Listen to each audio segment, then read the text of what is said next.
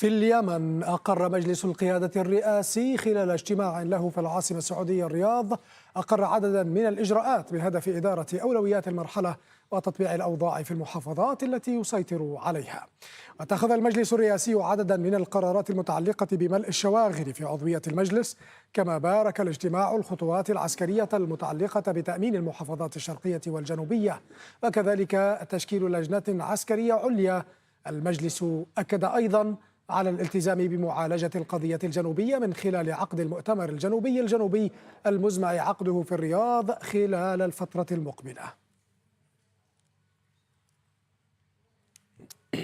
وفي أول تصريح له منذ هروبه من اليمن، دعا رئيس المجلس الانتقالي الجنوبي السابق عيدروس الزبيدي في رسالة منسوبة إليه إلى تنظيم مظاهرات في عدن غدا تأييدا لما سماه الإعلان الدستوري. أكد وزير الدفاع السعودي الأمير خالد بن سلمان ورئيس مجلس القيادة اليمني رشاد العليمي أكدا مواصلة الجهود الشاملة للقضية الجنوبية اليمنية عبر مؤتمر الرياض.